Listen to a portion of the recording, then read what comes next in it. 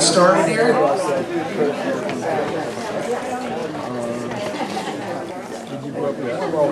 No, I grew up in Philadelphia. Okay, good evening, everyone. My name is Wayne Bossinger. I'm co-president of Squirrel Historic Society.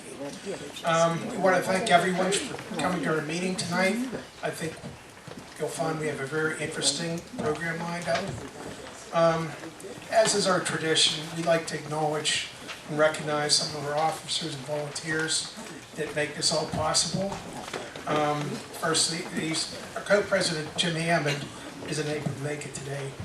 But we have our two co-vice presidents, Helen Wilson, who's standing in the back, Betty Conley, over there, Evelyn Young, our treasurer, Jeannie Benstock, the back table there, board member, Toby Chapman, let's see. Oh, he's not here. He's a board member. Audrey Glickman, of course, behind the camera there. He's another board member. And Tony Indovina, who is still working over there. He's a board member and our email coordinator. I also have our membership coordinator, Stanley Klein, in the back. We've made a lot of progress booking speakers for our next programs. Booked through the month of September. We also have several walking tours in the works. I'm not going to get into the details of these, but you can read about them on our webpage or in the one handout that would have been on your chair. There's a couple other local events that are worth mentioning. The Holocaust Center of Pittsburgh has a new display focusing on Jewish immigration in Pittsburgh between 1880 and 1890. The center is located in the Squirrel Hill Plaza, which is at end of Greenfield Avenue by Hazelwood Avenue. They also have more information on their website if you're interested. And secondly, the Lunar New Year Parade that was set to start at Murray Avenue this past Sunday has been rescheduled. The local community here want to focus on providing aid to the victim of the coronavirus outbreak. Wow. It's due to start at noon on Sunday, March 1st. So you're basically delaying it 3 weeks there. Wayne, could I add something to that? I was talking to the pastor of this church, and he said that because of this coronavirus, that people aren't patronizing Chinese restaurants, and they're really hurting. So he'd like us to spread the word that please keep your favorite Chinese restaurant going. There's no danger. So anyway, I just wanted to mention that. Yeah, there's been no incidents in Pittsburgh. And our 2020 membership drives moving forward. We want to thank everyone that's already renewed. And we'd also like to encourage anyone else who hasn't signed up yet to do so as soon as possible. There's applications on the back desk back there. You can also apply online on our website. And one of the benefits of membership is our monthly newsletter. And I'd like to point out that the March newsletter will be the last one you'll get if you haven't renewed until the renewal is received. And they're very interesting, about 8 pages long, and have several well-researched articles about the history of Squirrel Hill. Also in the desk in the back, you find several books that are for sale, including 2 History of Squirrel Hill books put out by Squirrel Hill Historical Society. So one titled Pockets, which was authored by Audrey Glickman. At this point, I'd like to introduce our speaker for tonight, Elisabeth Roark, who's been a professor of art history at Chatham University for 22 years. Wow. You may recognize her since she's spoke here at several occasions, and also either run or supported 5 of our walking tours. She received her bachelor's degree at Allegheny College, master's degree and PhD from the University of Pittsburgh, and she's earned numerous awards in her field. The title of tonight's presentation is Art Collecting of Pittsburgh's Gilded Titans, Of course, that would be the Carnegies, the Fricks, and the Mellons. So without further ado, I'll hand this over to Elisabeth.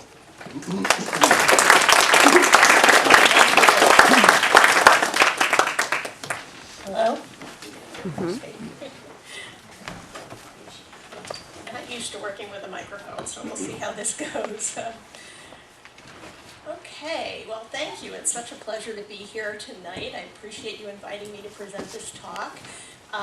It's kind of destiny. I worked at the Carnegie Museum of Art for about 7 years. I attended grad school at Pitt, so in the Frick Fine Arts building, and I've been involved with programs and docent training at the Frick Art and Historical Center in Point Breeze for forever. And I currently teach at Chatham, which is built around Andrew Mellon's Pittsburgh mansion. And I wrote the entry on Mellon for the Grove Dictionary of American Art. So it seemed like kind of the right kind of talk. It was actually originally prepared for a group of wealthy Texans, individuals from Texas who came to Pittsburgh for a week-long seminar called Celebrating Capitalism. So I decided, you know, the talk has like no political anything really, unless you kind of read into it. Some of you will obviously be more familiar with the content than the people from Texas were. They were completely unfamiliar with it. But yeah, I thought, again, that it was kind of a natural for me to do. And when Mike was still here as president, I hadn't talked, I guess, for about a year or so. I offered this talk and he said, sure, that they would love to have me again.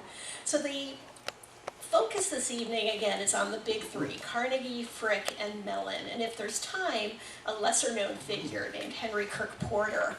Again, only if there's time. He's someone I've been doing some particular research on. Again, I'm sure you've heard much already about them as businessmen and industrialists, and my focus is the role that art played in their lives and their art legacies. And also why so little of the art that they collected remains in Pittsburgh. I organized it chronologically by birth date. So our first, let's see here, our first subject is Andrew Carnegie, who was born in 1835.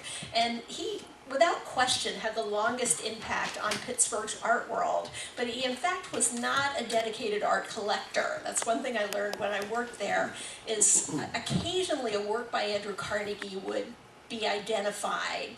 No paintings in the permanent collection, mostly photographs. So it's not in collecting art that he made the biggest impact, but in creating art institutions. That's his legacy for Pittsburgh. Carnegie's background, as you know, he was a Scottish immigrant, bobbin boy, self-educated, savvy businessman who built his fortune in railroads, oil, iron, and especially steel. And he sold Carnegie steel to J.P. Morgan in 1901 for $480 million, making him the richest man in the world at age 66. He'd already begun to take steps in philanthropy, but after he sold Carnegie Steel, he set about really reinventing himself as a philanthropist.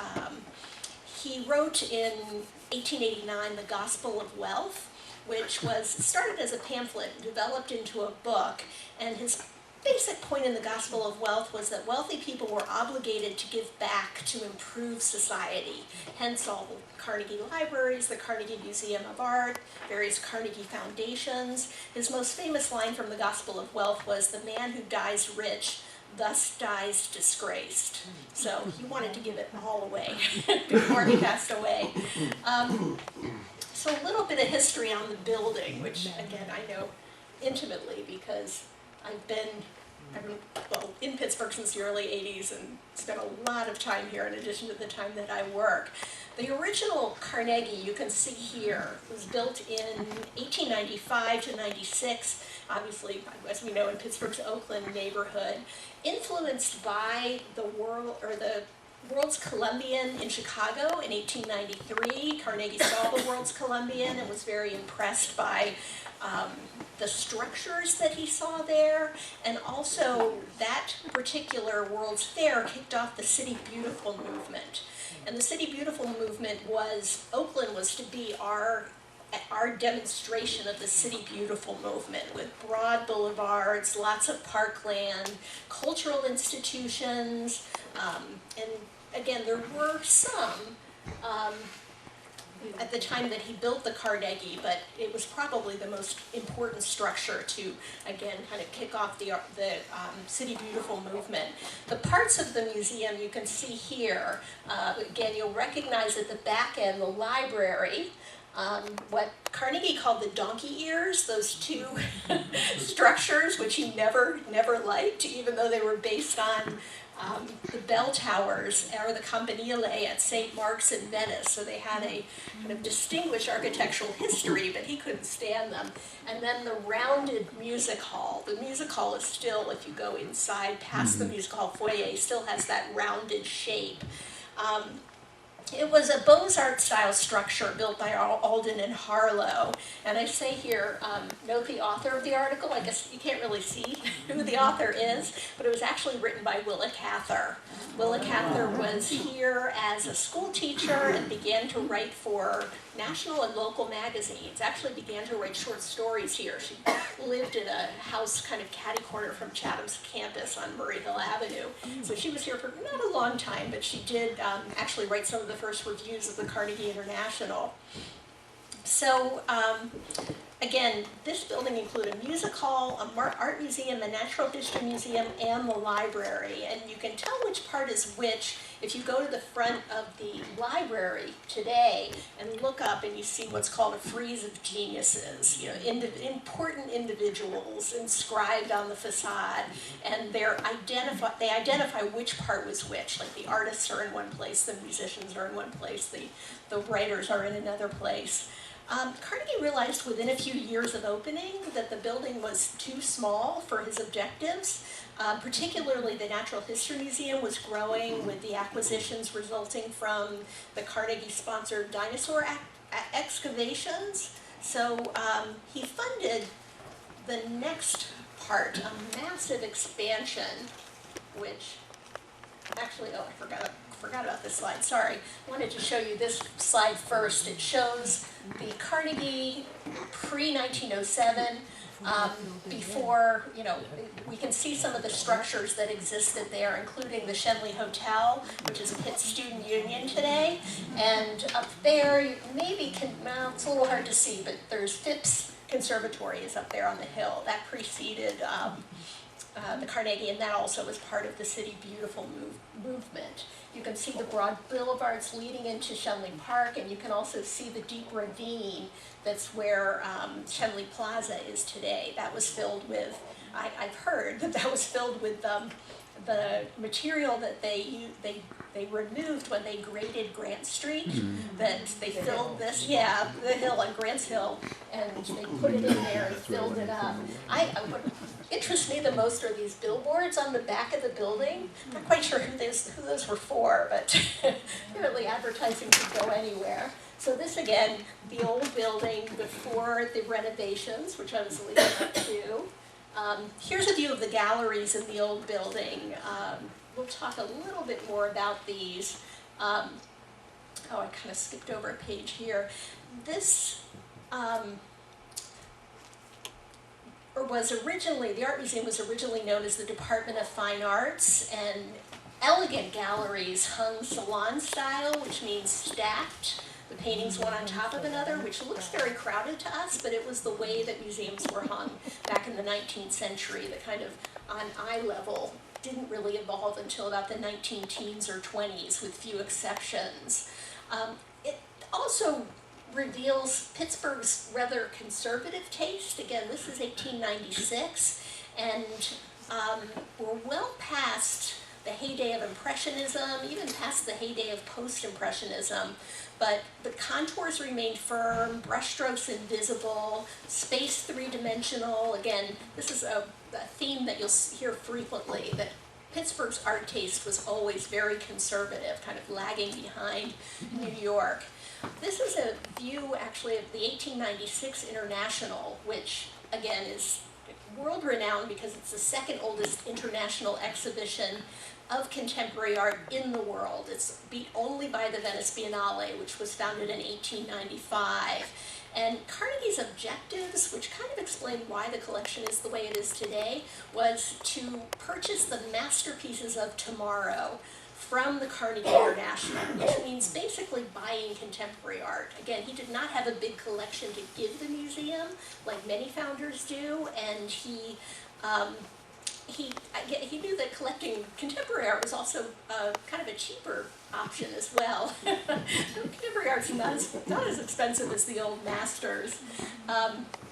So again, I'll zero in on one of the paintings here, but up in the upper left-hand side, there's a frieze of the Parthenon Frieze, which still exists in the museum today. We'll see it again later. I'll talk then about the Caste collections as well. The work that's, I can't remember there it is.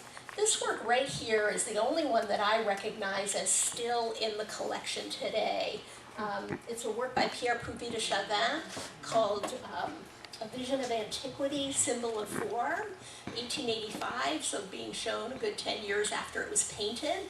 And Poupy de Chatham was actually he was a fairly forward-looking mural painter primarily. He insisted that painting should not pierce the wall, that the wall should remain flat. So like the Impressionists, he emphasized the flatness of the surface of the canvas. He not only did murals, he also did individual paintings. But you can see that the form remains very classical. The color, this kind of pastel palette, was probably also influenced by the Impressionists. But again, the contours remain pretty firm. Actually, he's borrowing many of these figures from classical sculpture. So this was shown early on. It was probably one of the more forward-looking paintings in the exhibition. He left the running of the art museum. Carnegie left the running of the art museum to the artist and teacher John Beatty, and they shared a similar taste for conservative realist painting. Beatty was an artist. This is one of his works that is at Clayton, and again, they shared a taste for conservative, realist painting with kind of a Barbizon school-inspired focus. The Barbizon school is what preceded the Impressionists. They were probably the first painters to actually do landscape out of doors, but they didn't quite take things as far as the Impressionists did. Again, things remained relatively realistic. Barbizon school also tends to have a relatively muted palette. So both of them seem to be interested in art as a vehicle for nostalgia.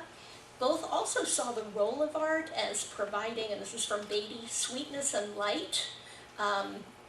This educational function is really important when you look at the Carnegie.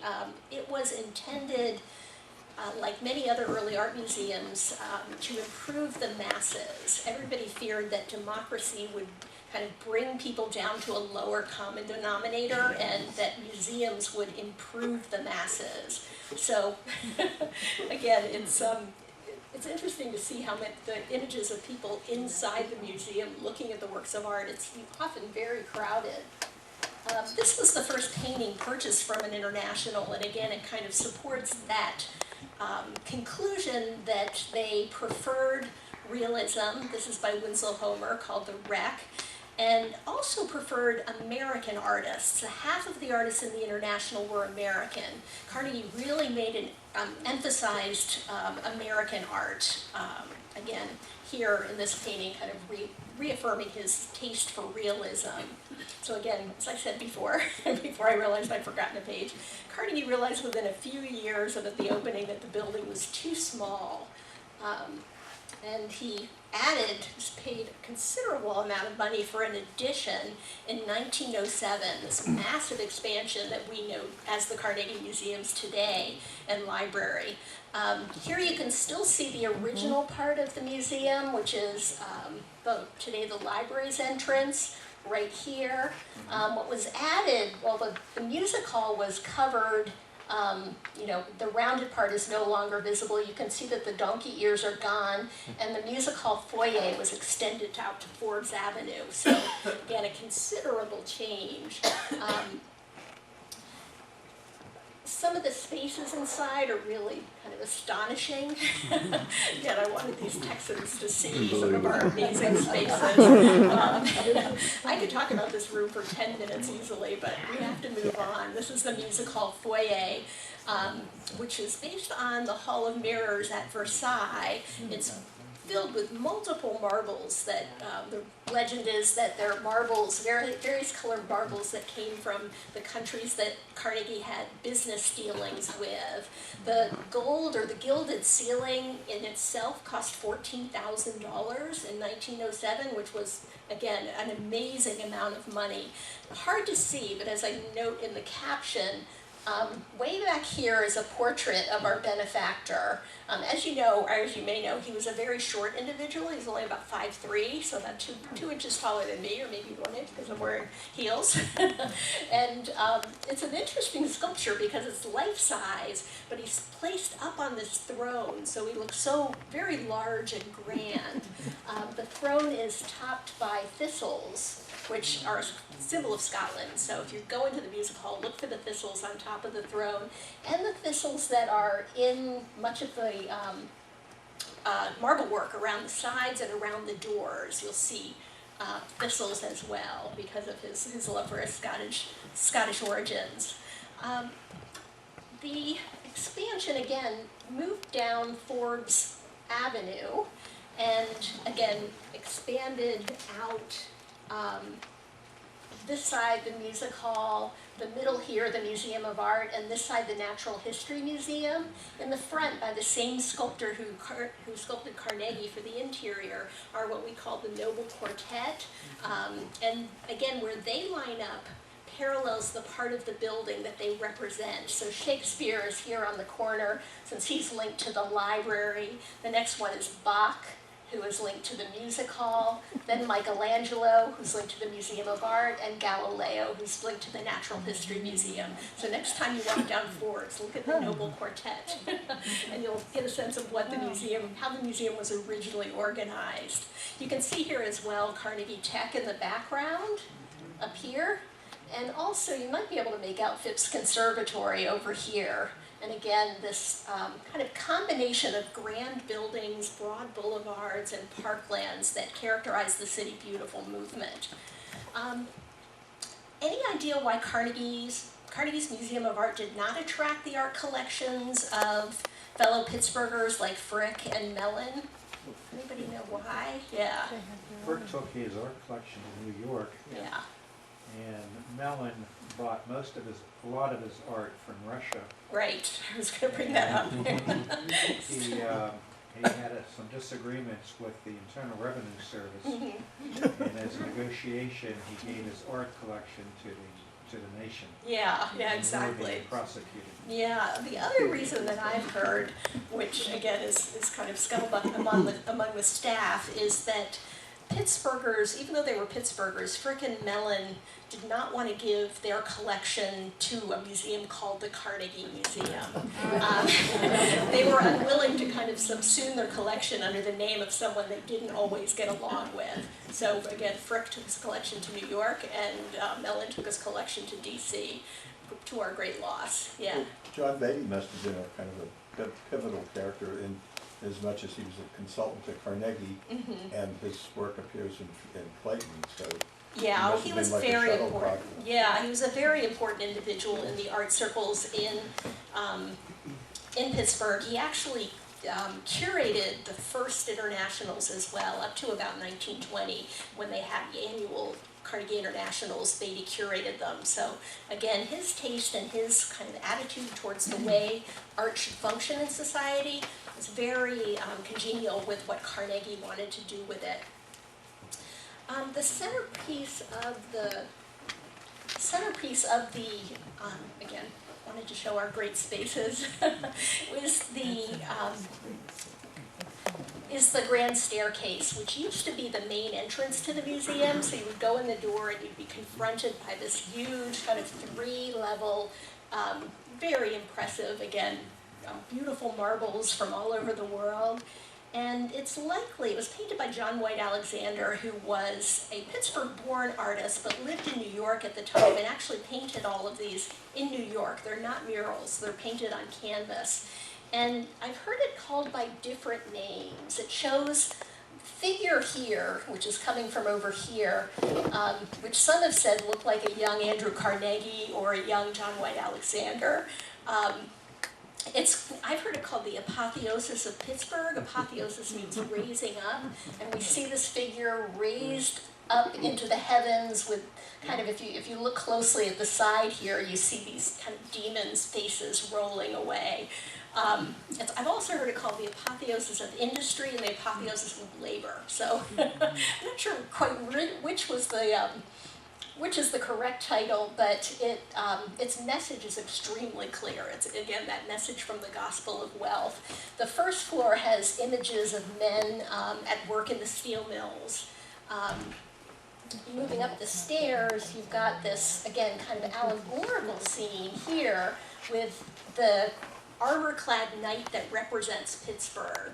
You can't see it in this slide, but he's actually got our crest, the crest of the city of Pittsburgh, on his chest. And he's being raised up and crowned by the Muses, these huge winged female figures that actually carry all the way over across these panels, and they're supposed to be presenting him with the various things that represent the museum, like music, sculpture, decorative arts. So the smoke is rising from the factories below and kind of continues up. The upper floor, the second floor, is kind of an interesting mix. I've never seen anything quite like it, where you have kind of idealized views of industry and men working on steel beams, but again, idealized but also realistic, and a weird mix with allegory. Again, here you have some of the muses, the winged muses over here, juxtaposed directly with the men on a steel beam. So again, it's got this kind of strange combination of realism and allegory. On the third floor is the masses. Again, the masses that were supposed to be elevated by the Carnegie Museums. And they show them all kind of moving forward as if, moving towards the museum. Fortunately, the third floor was never finished because John White Alexander passed away before he could finish it. There's big blank areas around the third floor area. If you've been up to the Hall of Ancient Egypt or the Hall of the Native American, you'll see them, and they were supposed to each have an image that related to a department in the museum. So again, people rushing for the museum to be elevated. The museum, its function to fill all with knowledge. Carnegie's objective as well with the museum was to bring the world to Pittsburgh. The Hall of Architecture, again, an amazing space that is today the largest collection of plaster architectural casts after the Victoria and Albert Museum in London. So it's really unusual that we still have it. It also includes the largest plaster cast in the world, the facade of Saint-Gilles, which was a Romanesque church. It was done specifically for this spot. Carnegie commissioned it. Saint-Gilles is interesting because it's Romanesque in style, and this is going up around 1907, and the Romanesque style was so popular in Pittsburgh. We have so many churches that are neo-Romanesque, and of course our courthouse and jail, designed by the leader of the Romanesque, the Richardson Romanesque. Richardson designed that, so we have other great examples of Richardson work locally. This again is beginning with a cast collection was pretty typical for museums at this time.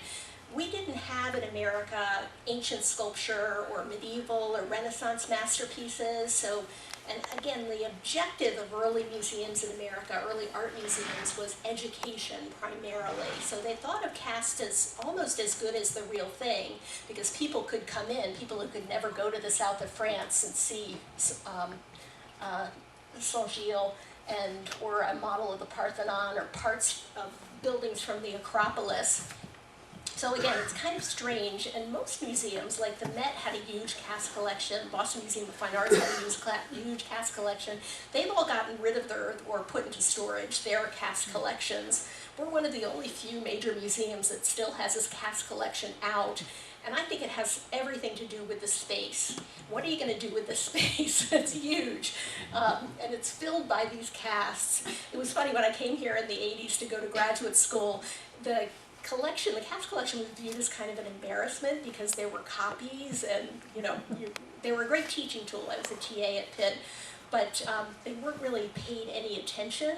And now cast collections are the subject of a substantial amount of scholarship. There's a new book, scholarly book on cast collections, which heavily features the Carnegie. It goes into the kind of origins, why they picked what they did, how they organized it, and how it fits with other cast collections. Again, most of which are now hidden away, so they depend on old pictures instead of the new pictures they could get here.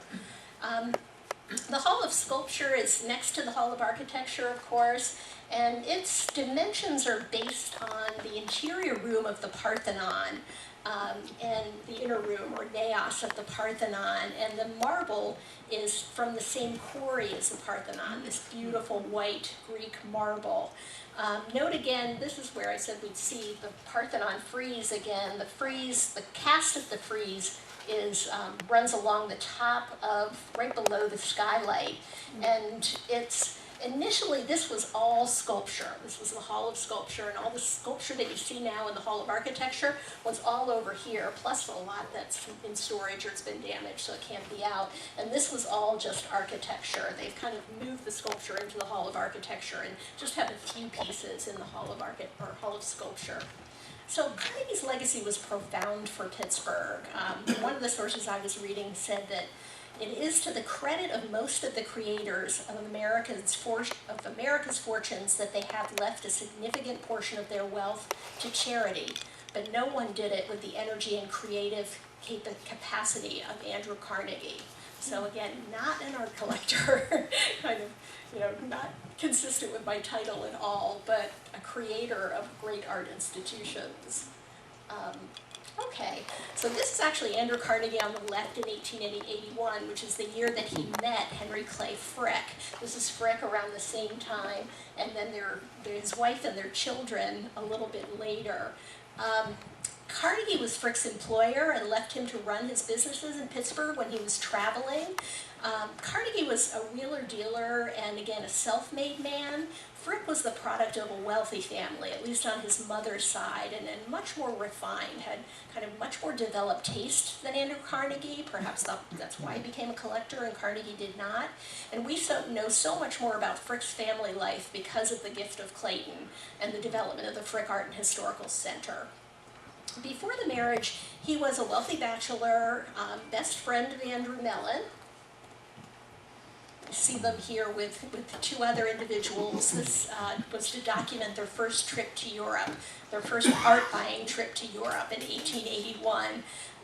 As collectors, Frick and other Pittsburgh millionaires were responding to what they viewed as the derision of the East Coast elite, who described Pittsburgh millionaires as shirt-sleeve millionaires and themselves as silk hat millionaires because the industries that Pittsburgh millionaires made their money in were dirty industries. They involved rolling up your shirt sleeves as compared to putting on a silk hat. So Mellon, Frick was passionate about art, but he also had a social motivation, not education like Andrew Carnegie, but to increase the respect of Pittsburgh's wealthy families was one of his early motivations as a collector. And early on, he applied for a loan from Thomas Mellon and Sons Bank, and what they wrote about him at the time was land's good, ovens well built, manager on the job all day, keeps books evenings, maybe a little too enthusiastic about pictures, but not enough to hurt. So, even at that early date, a little too enthusiastic about pictures. The first two paintings that Frick purchased when he was still a bachelor living in an apartment downtown are still at Clayton, and kind of what you'd expect of a young man. The Hetzel on the left is very much kind of contemporary art. He's buying contemporary art by the leading Pittsburgh artists. Hetzel was kind of the leader of our version of the Hudson River School, called the Scalp Level School, or the Scalp Level Painters. And again, it was very much like the Hudson River School, works that really focused on verisimilitude and detail, and gave a sense of the vastness of America's nature.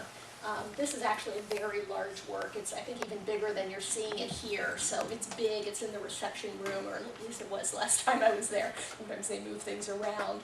The Jimenez y Aranda, this painting is kind of a humorous genre painting. Genre means slice of life. Can you see what's going on?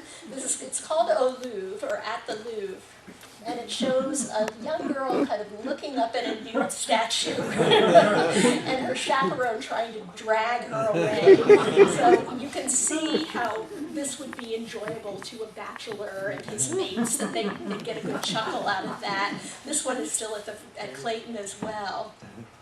So he married Adelaide in December of 1881 and purchased Clayton, enlarged it to imitate a French chateau. Wow. It was a relatively small home initially, and it provides a wonderful sense of how art works in a domestic space. Again, it's really a home to be lived in, unlike the Frick Museum in New York, which was a home to be lived in, but also built with the expectation that it would be a museum.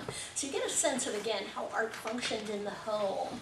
As a collector, we see Frick taking gradual steps back in time. His first step back was to the Barbizon School, that group I mentioned earlier, roughly 1830s, 1840s. Narcisse Virgile Diaz de la Peña was a member of the Barbizon School. This is 1858, and he continued to collect paintings that were very much in the style of the Barbizon School. Again, kind of limited palette, often a very dark palette, focus on nature, relatively solid contours, but also some variety in texture in the brushstroke. Excuse me. Okay, so essentially a realist approach to subject and space. Clayton was decorated really with kind of high Victorian access. This is the reception room at Clayton. There's a wonderful book called Collecting in the Gilded Age that was probably one of the best shows the Frick ever did back in the 90s. And it is incredibly detailed in terms of Frick's collecting and the collecting of other millionaires. They were able to kind of scavenge up paintings that they thought had been lost, owned by Pittsburghers. So if you're interested in more information and more pictures like this, not only of Clayton, but other mansions as well, it's really, I really recommend that, Collecting in the Gilded Age. You can see again that the paintings are hung stacked. It looks like we've got kind of four kind of rustic landscapes and an image, perhaps of Charity, or at least a maternal figure with two cupids on either side. Again, typical of Victorian interior decoration. There's a word that I always share with my students because I think it's kind of funny. It's the Latin phrase, horror vacui, which means a fear of empty spaces. And Victorian decorating certainly is an example of horror vacui. Anything that could be covered with a pattern was covered with a pattern, or a painting, or something. So again, at this stage, around 1890, it was lavishly decorated. So Frick worked closely with local art dealers, J.J. Gillespie, the Wonderly brothers. They would often lend him works to try out. You can see that, oops, I need to do that. You can see that these pictures hang from a painting rail, and that would make it easy to swap out pictures. So they would often give him pictures to, again, kind of live with for a while and see if he wanted to buy them. At this stage of his career as an art collector, he's working pretty much with local Pittsburghers. Later, he would work with larger New York dealers like Knoedler and Joseph Duveen. Frick never studied art history or connoisseurship, but he was incredibly well-educated, self-educated on art. By 1881, he owned many books on French painting and old master painting, and his collecting began to grow in sophistication. Actually, initially, there were plans to build an art gallery and add it to Clayton, but it never happened. This was kind of projected in 1897. They began to design a wing that would be his art gallery. He had more than 240 works by that time, and people came to visit him just to see the collection. It was a really well-regarded collection in the city, the most significant probably in the city. And unfortunately, though, he had, again, 240 works that he purchased between 1880 and 1905. But by the time they began to think seriously about a gallery, they were contemplating their move to New York. So it never happened. And what we have left is kind of what Frick left at Clayton, or also I'm sure Miss Frick, Helen, had some say over which works stayed at Clayton. So today, of course, Clayton, I'm sure you've been there, is spectacularly restored. It opened in the 1990s, and again, is a tremendous demonstration of interior decoration of the day, where there was the belief, not necessarily in being consistent from room to room, but that each room should have a particular character and style, consistent throughout the furniture and the paintings and everything else. Miss Frick, of course, died in 1984. Though she lived primarily in New York, she always came back to Pittsburgh to vote and maintained Clayton as it was before the family moved to New York in 1914. So the living room, we'll look at some of the details here. We've got a portrait by Hogarth. This was kind of his next step back in time, was 18th century British portraiture. Portrait by Hogarth, and a portrait by Gainsborough over here. There's a work I'm going to talk about next, though, that's not currently up. It's a painting by a contemporary artist named Dagnan Bouveret, and it was it was intended as, just keep an eye on where it is there. It was intended as probably a tribute to his daughter Martha, who died very young. And there's lots of kind of references to Martha throughout the house, including this portrait by Theobald Chartrain, which was posthumously done and is actually, she's holding flowers that relate to sleep and death. So it's clearly a painting that was referencing her death.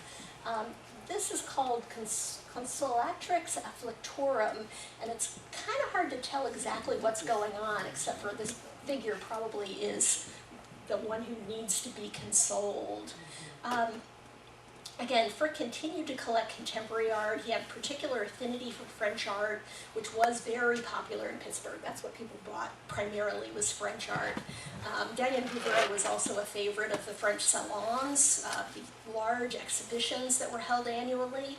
He had very solid academic training, but as the end of the century approached, you can see it in this painting, and in the next one I'm going to show you, there's a kind of strong mystical streak that shows up in kind of writings and works of art as the turn of the century approached.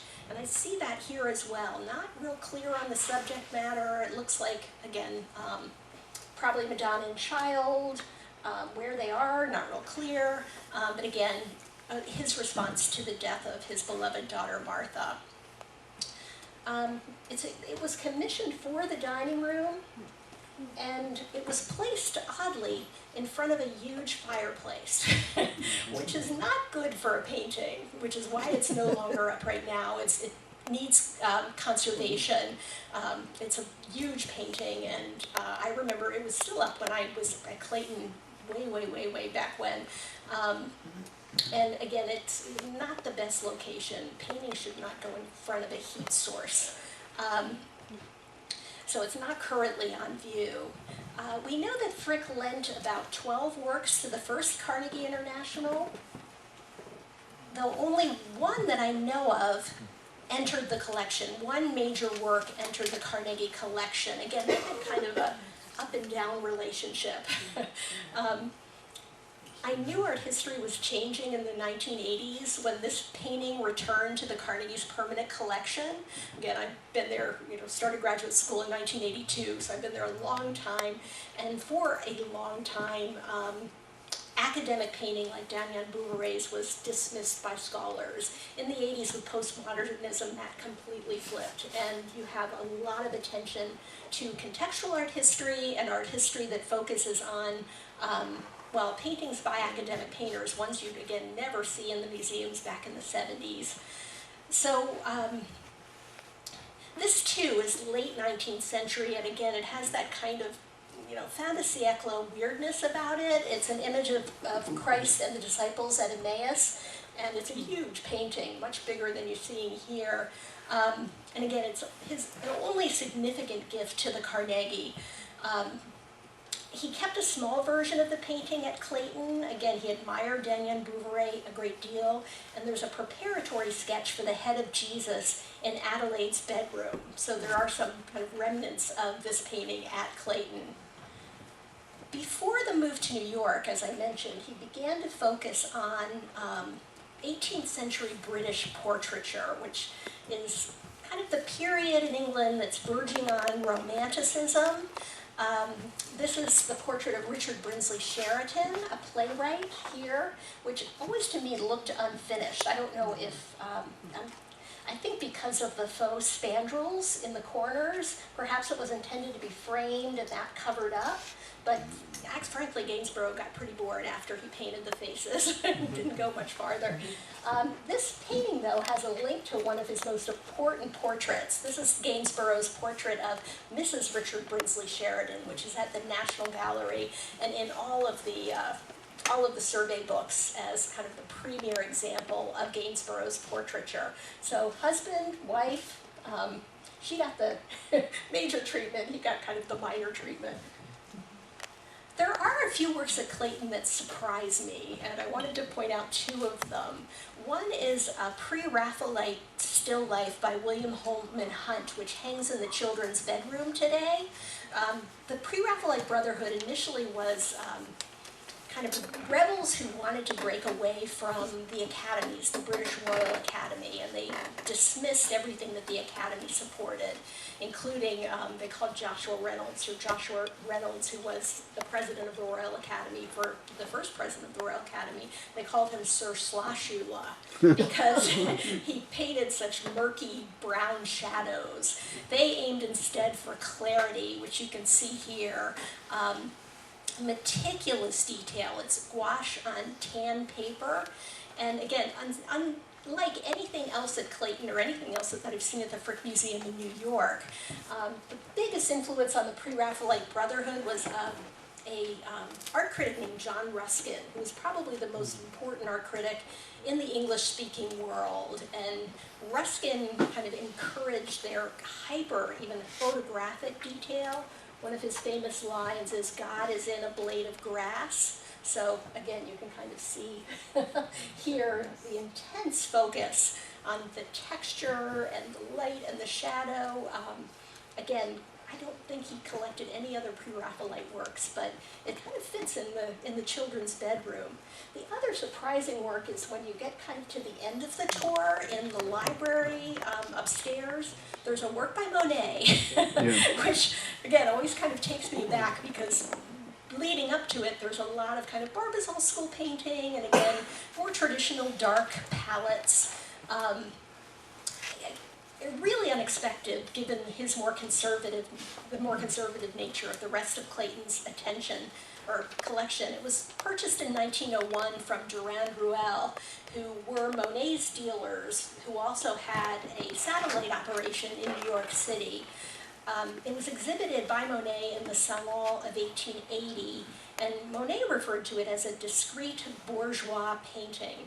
So maybe as far as Impressionism goes, it is kind of a little bit more acceptable to someone with the taste of Henry Clay Frick. I mean, it's a beautiful painting, but it just like leaps off the wall at you because the palette is so different and the way the brushstroke is treated.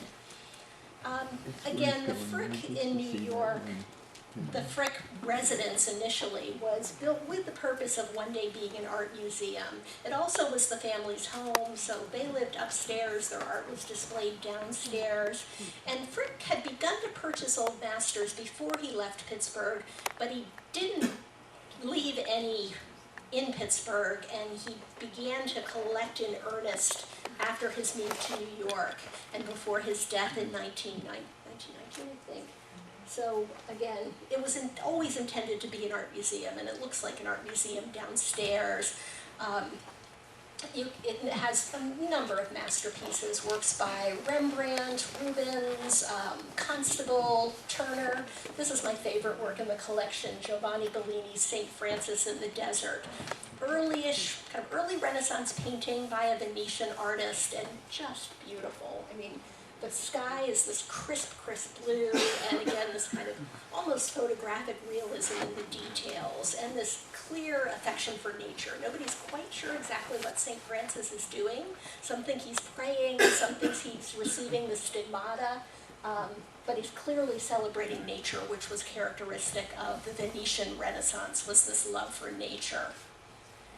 Okay, our third Pittsburgh Titan, who is actually kind of pushing the limits of the Gilded Age, because he collected primarily in the 20th century, though he did collect a little bit earlier. This again, I return to our photo of Mellon here.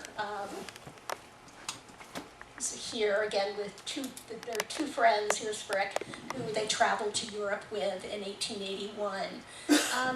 Mellon was the son of Judge Thomas Mellon. And Judge Mellon was born in Ireland in 1813 and immigrated to the U.S. around age 5. He really typified the Scots-Irish Presbyterians who settled western Pennsylvania. His parents were farmers, but hard work, discipline, and eschewing the frivolous, including music and art, enabled him to complete college, study law, and marry into the prominent Negley family, and establish a successful bank, T. Mellon and Sons. Andrew was an 1873 graduate of the Western University of Pennsylvania, now University of Pittsburgh, and had the most business acumen of all of Judge Mellon's 4 sons. He also inherited his father's strict, kind of distant personality, his individualism, his conservative Republican politics, and his capitalist values. Thomas, who was very active in shaping his son's life, gave Andrew control of the bank in 1882 when he was still a very young man, and gave him control of all of the family's wealth in 1890. He began to collect like Frick in the 1880s, but as his wealth grew, again financing entrepreneurs in aluminum and coke and plate glass, he was busy. He didn't do a whole lot of collecting until he married 19-year-old Nora McMullen. He was 43 when they married. She was only 19. Knoedler had a satellite gallery in Pittsburgh, and between 1896 and 1902, he purchased about 20 paintings. A friend noted that it was his one hobby, who was buying paintings. The period of Mellon's life that I know best was after his divorce from Nora, because it's when he purchased the mansion that you're seeing part of the front of here. This is actually in one of the Squirrel Hill Arcadia books. It's an image that I found kind of hidden away at Chatham, and it shows the visit of President Taft to what at the time was George Laughlin's mansion. And it was on exclusive Woodland Road. There weren't many houses on Woodland Road. And after the divorce, which was really protracted, it lasted between 1909 and 1918, and there were all kinds of, Nora was clearly unfaithful to him. It was a scandalous divorce. They had reporters parking out front of their home, which I think was on Negley Avenue. It was on some major, well-known road where they couldn't keep people away. So after the divorce, he didn't buy any art during the divorce, 1909 to 1918, but in 1917 he purchased the home from George Laughlin. Again, I like this picture because it shows Taft here in the center, and Taft's kind of aide-de-camp. I don't know which one is Laughlin. I think it might be this guy over here, but this is Taft visiting with girls who've come over the hill from the Pennsylvania College for Women, now Chatham University. This is the Mellon Mansion from the back. Again, one that's a building I'm very familiar with. What he wanted to do was make a private and comfortable abode for himself and his 2 children from his marriage to Nora, Ailsa and Paul Mellon. He did what a lot of millionaires did at the time, which was scavenge woodwork and stonework from castles and churches in Europe. He sent agents over there to basically take whole doorways or whole fireplace surrounds to put in his home. You can still see them there. He added a large basement. He added this entire wing. And he added a basement that had one of the first indoor swimming pools in the country, and definitely the first west of the Alleghenies. So you can see it here. I think from the bathing suit, it looks like about 1950s. There's girls, Chatham women. It was given to Chatham in 1940. So When was it built? When was it built? The swimming pool. I think the original Laughlin building was 1897, but Mellon again renovated it in 1917. Here you can see a couple of Chatham women sitting outside, and this is a view from about the 1940s. The landscapes were done by the Olmsted brothers, Frederick Olmsted's sons, and the planting plan, the Olmsted brothers' original planting plan is if you walk in the door of Mellon Hall, it's right to the left. It's kind of astonishing to see it there. There were originally greenhouses and orchards and other gardens, more formal gardens and more casual gardens, because he owned all of the land. He owned like 9 acres around the mansion. Today it's not a swimming pool anymore, though it still was when I came to Chatham. It was our only swimming pool. And unfortunately it had, as you can imagine, a swimming pool in the basement of a home caused a great deal of dampness, so not the smartest decision, but we actually restored this room. It's now a boardroom, covered the pool. I understand it's still under there, but it's covered up, and it's used for meetings primarily. But one thing we did keep was the Guastavino Tile, which you see here. The tile is really special. Guastavino was an Italian immigrant who came up with this kind of terracotta tile that was very flexible, could do like arches easily, and also very thin, so it was much lighter than traditional tile. Grand Central Station in the lower level is all Guastavino tile. It's all over the place. There's a nice Wikipedia entry on Guastavino. It's fascinating how many buildings he had a hand in, and we have some here at Chatham. He also added a ballroom and a bowling alley.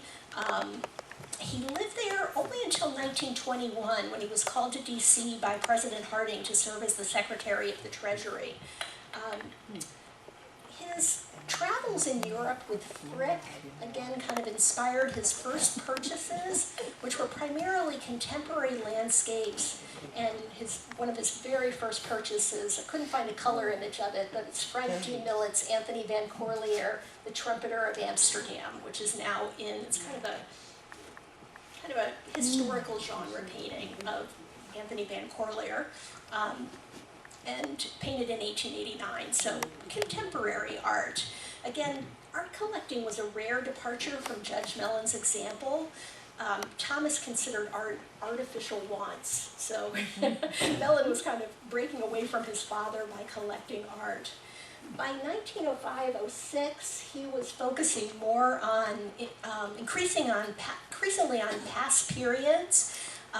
In the 19-teens, like Frick, he was purchasing British 18th and 19th century art, including Gainsborough and J.M.W. Turner. Moved back another step, and he began to collect Goya, Halls, Rembrandt, Constable. And upon his move in Washington to 1921, initially he was too busy to purchase art, but once he settled in a large apartment near DuPont Circle, where we see him standing here, he began to collect actively, encouraged again by major gallery owners, Knoedler and Duveen, who acted as his agents abroad. His most significant art legacy, though, is the National Gallery, which I show you here. And as we heard before, it's kind of an interesting story how it came about. Under Hoover, Mellon's reputation suffered after the 1929 stock market crash because he was, Secretary of the Treasury. He resigned in 1932 after Representative Wright Patman, Democrat, Texas, filed articles of impeachment in part for a legal involvement in his family's businesses while secretary. It's a political commentary here. Mellon also faced accusations of tax evasion, as we heard, leveled by the Bureau of Internal Revenue and supported by Franklin Roosevelt, who really despised Mellon. Following a lengthy trial, Mellon was exonerated of most charges, but this was after his death. He died in 1937. He was exonerated shortly after that. Ironically, again, while on trial for defrauding the government, Mellon was negotiating to establish a national art museum, an idea that he'd entertained since at least 1927. There's in his records his kind of plan for a national art gallery.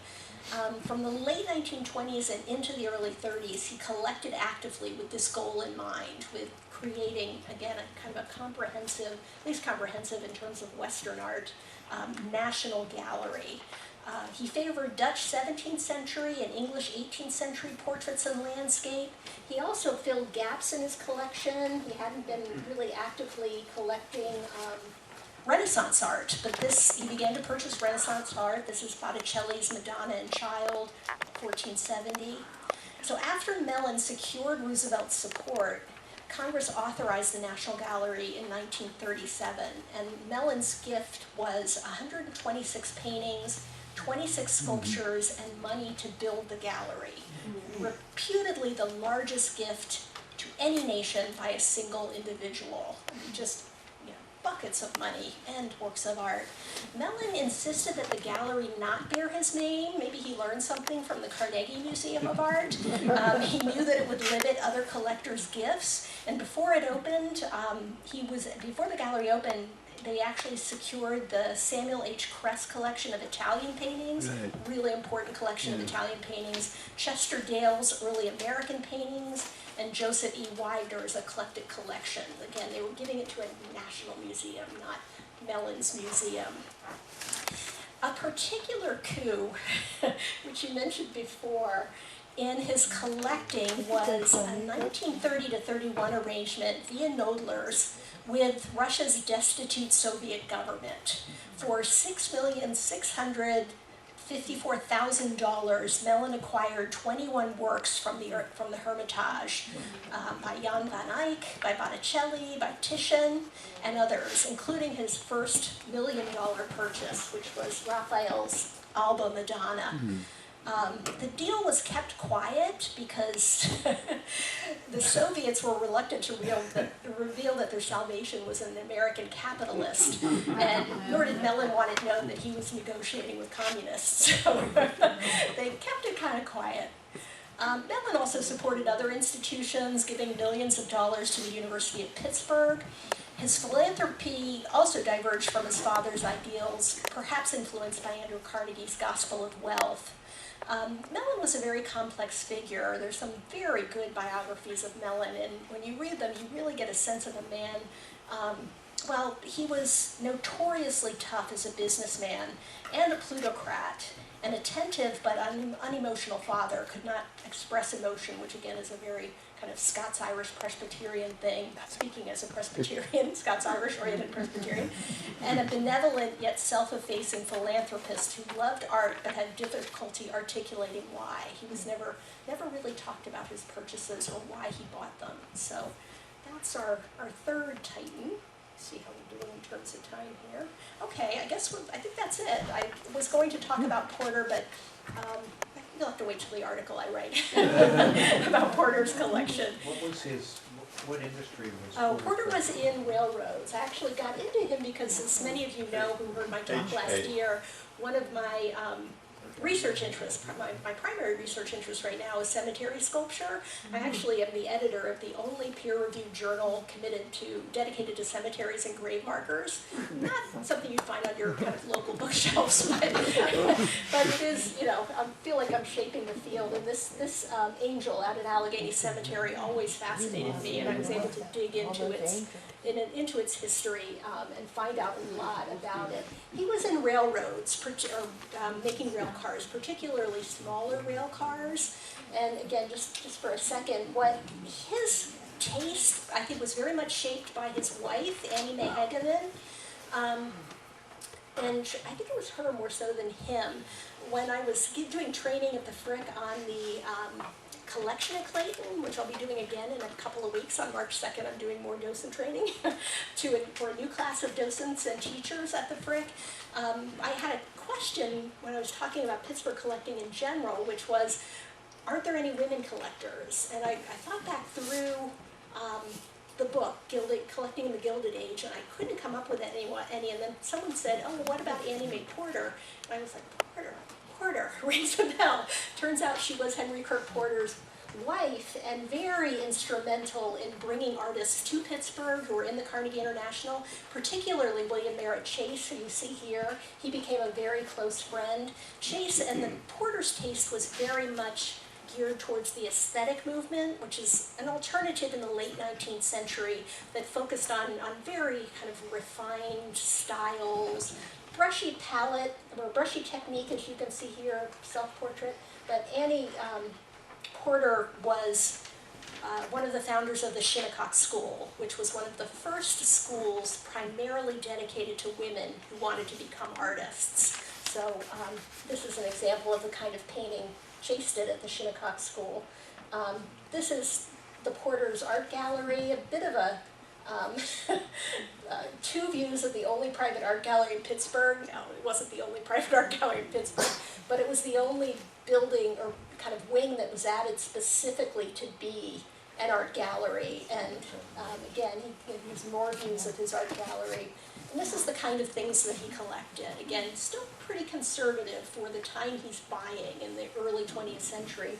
But again, beautiful works by Chase. This is the front parlor of the mansion I just showed you, Oak Manor. And this is one by Chase called An Infanta, based on Velázquez's portraits of Las Meninas. Where was his house at? It was up where the hospitals are in Oakland, up on the hill.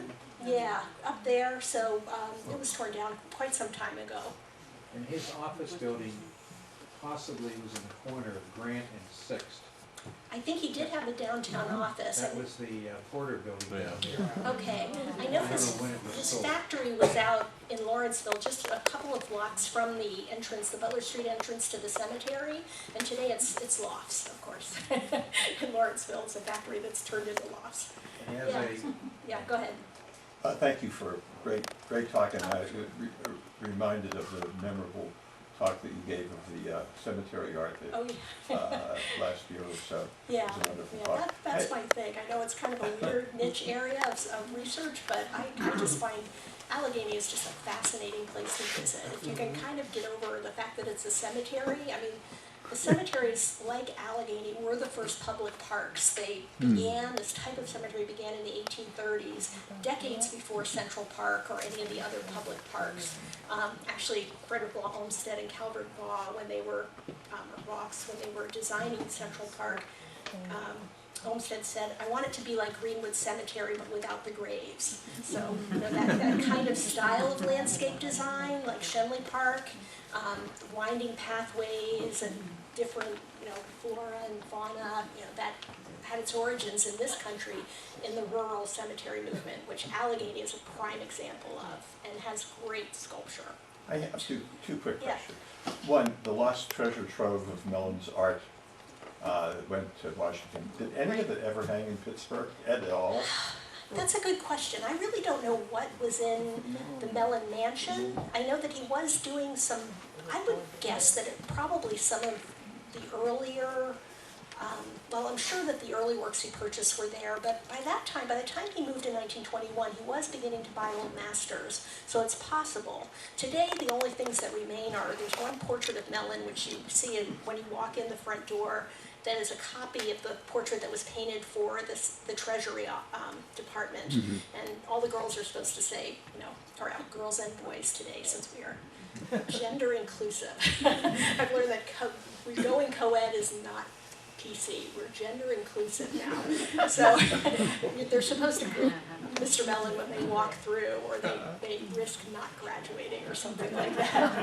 And there's a few other landscapes around that are also, again, kind of Barbizon school style landscapes, not by names that you would know.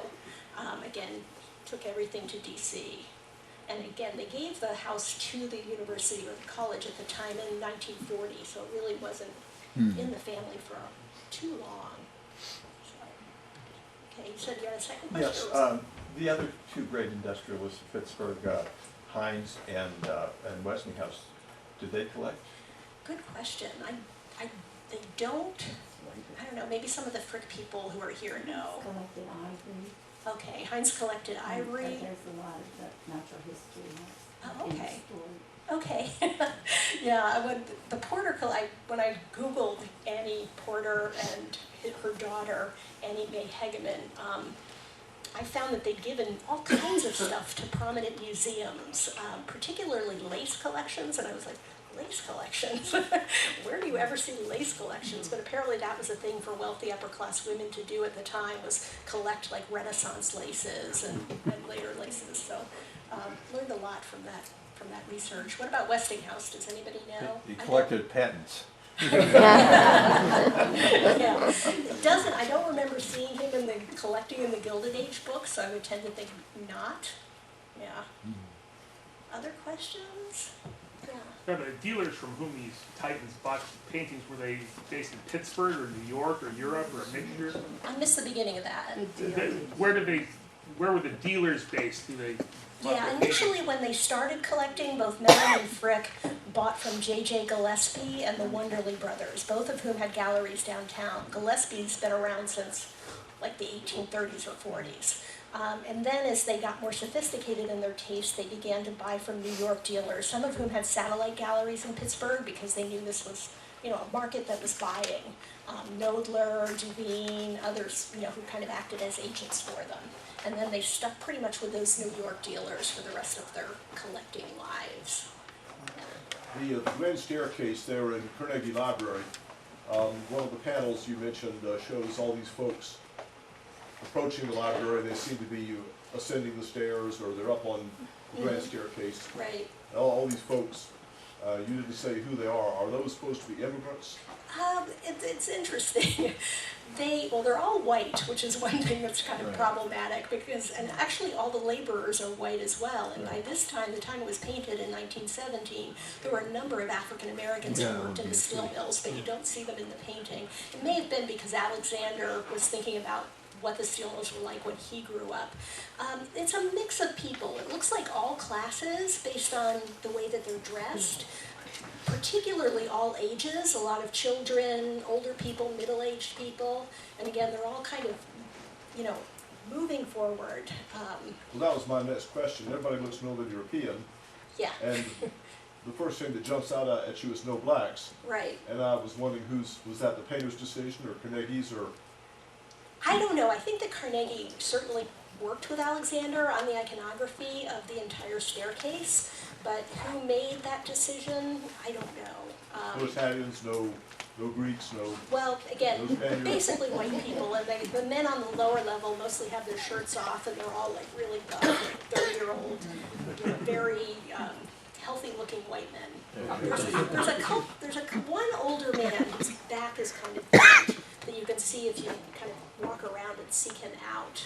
But again, the times, I think that had a lot to do. I don't know that Carnegie was thinking about African Americans as an audience for the museum. Yeah. How and where were those casts made in the Hall of Sculpture? Sorry. How and where were those casts made in the Hall of Sculpture? Oh, yeah, they were actually cast from the originals. So the original sculptures, like there's a cast of the Venus de Milo in the Hall of Architecture, they would go and actually on the original sculpture, take a plaster cast from it. And then, then they often turned that plaster into rubber, which was a little more longer lasting, and then they would pour plaster into that mold and create the plaster cast. Again, they're very delicate. I know we've had a number of conservators come in and look. There's definitely some parts again are away because they're just in such bad shape, they're in storage. But even the ones that are out, you'll see like broken fingers and things like that.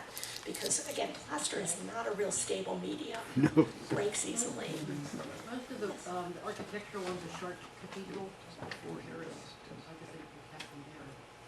Yeah, the Hall of Architecture is great as a teaching tool, and I know I mostly work with the docents at the Carnegie, and to be able to compare a Gothic facade with a Romanesque facade, you can't really do that in reality, but you can really talk about the differences between the two. Again, it's so interesting to me that museums at the time were celebrated for their cast collections, but by the time I got there, it was like kind of an embarrassment that we have this cast collection. But then it's all, art history is all about what goes around comes around. And there's been several really serious studies of the importance of cast collections, particularly for this educational motive of so many of our early art museums. So I wonder if like the Boston Museum of Art still has theirs, but they're somewhere else, or the Met still has theirs. I heard they have them in a warehouse in Queens. Don't know if that's a rumor or not. Yeah. Three quick, the first is on the tiles, the Guastavino Tile. Guastavino, Yeah, I think that they're in the Oliver Pool, which was Henry Oliver. I swim there and they look exactly the same formations and everything, the exact same year. So the lower class got it at the same time as the upper. In that case, the Oliver Pool is what I'm. CMU. The baths are long gone. The The pool is still the there. name of that long border has Guastavino tiles as well. Again, if you want to be impressed by how this guy got around, just look at his Wikipedia entry because it lists all the major buildings that Guastavino tiles in. We actually had an exhibition at the Carnegie and our Heinz Architecture Center on Guastavino tiles, so it really sensitized me to it, and I'm always looking for it when I'm going around. The second thing is that it was tax evasion. It was one of the major things, but the most outrageous thing of Andrew Mellon was that after he felt the the pressure of congressional investigations, he was eased out and was given the ambassadorship to the Court of St. James, where he used his personal muscle to get a big chunk of Kuwait. Kuwait was Gulf oil, and it was gotten by Andrew Mellon as ambassador, threatening England with war reparations from World War I. So tax evasion is a minor one, to me anyway. But, and the final thing on cemetery sculptures. Are you familiar with the Fanny Sellons sculpture in Arnold Cemetery? No, I don't. I've never been to that. It's probably one of the most beautiful there is, to a female union organizer, the most effective organizer in the Pittsburgh area during the 1919 strike. We just had a commemoration at her gravesite that was led by the United Mine Workers, and it's an absolutely gorgeous 8-foot. Phil Murray himself collected the money. 10,000 people attended the dedication of that grave marker. Which cemetery is it in again? It's in Arnold Cemetery. She was killed in New Kenzie, or she was organizing the steel mill in Brackenridge, and she was killed in Duck Hollow up on the hill in Natrona Heights. She was murdered in cold blood. The only union organizer, over 100 people were killed in union struggles in this area. The only one premeditated was the only woman, and that was Fanny Sellons, and she was to be the successor to Mother Jones. But her monument is one of the most beautiful monuments in all of Pittsburgh. Yeah, I'll definitely have to Arnold check that Cemetery. out. Yeah. Okay, any other questions? Yes. I read somewhere that Andrew Mellon was a tough collector. He went to Nobler and Devine and demanded and received up to 2 years of a painting hanging in his house before he committed any money to buying it. So if it was a week before 2 years and they called to ask him, He said, well, I don't like it. And he would return it, no money would change. Yeah, again, that wasn't uncommon with these large collectors. Like I said, Gillespie and Wonderly Brothers used to let Frick try out paintings, which great to have that kind of pull, or that kind of pull, yeah. In Pittsburgh, is there any, since you do cemeteries, are there any, is there any of the cemetery work of Augustus St. God? Not in our cemeteries, unfortunately. There's some works that look like they're inspired by St. Gaudens. The only St. Gaudens public memorial is the one at the base of the stairs of the Museum of Art. There's other St. Gaudens inside the museum. We have some of his reliefs and other works by St. Gaudens. We have some small size of his public sculptures like the Puritan and the Winged Victory sculpture from the Sherman Monument. His son, Homer, was the second director of the Carnegie Museum of Art. So he's the one who curated the Carnegie Internationals after Beatty. And again, not trained as in art history or anything like that, but really, really well liked. We've got John Singer Sargent's portrait of Homer when he was a little boy in the Carnegie, sitting there probably about age 6 or 7, looking like really sick of sitting for his portrait. But it's a beautiful painting because it's a Sargent. Anyone else? Anyone? Yes. To what extent did Andrew Mellon seed the collection at the Center for British Art at Yale that his son Paul spearheaded? I think that's mostly Paul, just from what I know about Paul's collecting habits. And it was built by Louis Kahn probably in the 60s or 70s, since it's a brutalist style building. So I think by then Andrew was long dead. I'm pretty sure that I think, well, they were always Anglophiles, the Mellons, but Paul especially was really committed to British art, and again, gorgeous museum. I'm not a big fan of brutalist architecture, but that museum is just breathtaking. If you're ever up in New Haven, go there, and then across the street to the Yale Art Gallery. See a great Van Gogh painting. Okay, any other questions? All right, well, thank you.